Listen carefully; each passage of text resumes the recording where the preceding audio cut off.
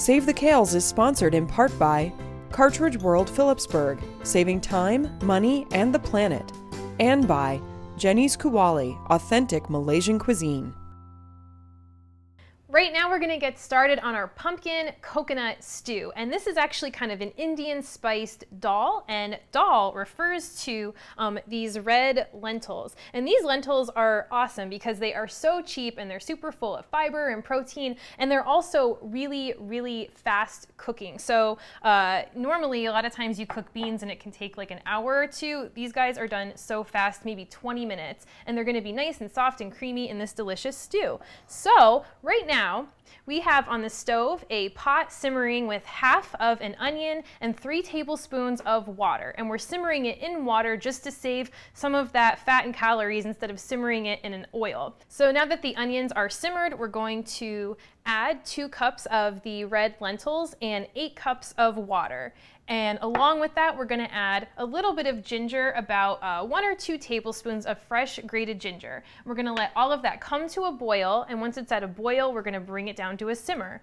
And right now, while that is boiling, we're going to cut some vegetables. So I have here a head of cauliflower, some carrots, and some red pepper. And you know, I always say add whatever vegetables you like or omit the ones you don't like. But these are really great, especially in Indian dishes. So I'm just going to chop these up, and I'm just going to kind of chop this cauliflower and just basically break it down. I want the pieces to be small so that there won't be any huge pieces floating around in our stew. All right, now I'm just going to rough chop these carrots and the red pepper, and we are going to add all of that to the simmering soup on the stove.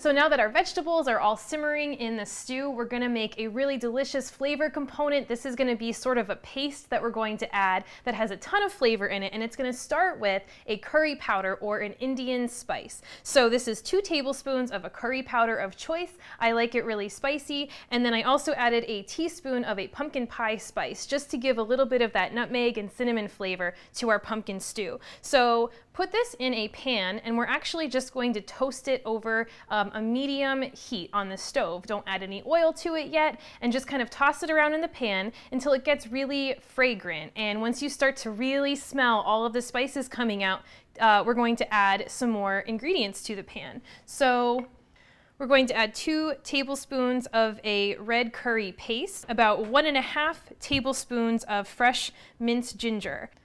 We're going to then add 2 tablespoons of a coconut oil, and then mix everything together on the stove for about 2 minutes until it becomes really fragrant. And again, it's going to be a very thick paste, and we're going to add that into the soup. So once you have the paste stirred in, you can add a cup of pumpkin puree and a 14-ounce can of coconut milk and mix everything together and let that continue to simmer for 20 minutes.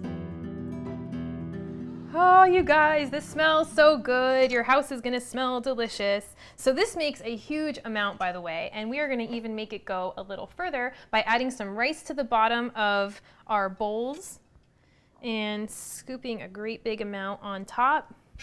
And I'm gonna top it with some toasted pumpkin seeds for a little color and a little crunch. That looks so good. All right, here are those toasted pumpkin seeds. You can add some cilantro to this if you'd like. Get a little green on top. And there you have it, a pumpkin coconut stew perfect for the fall.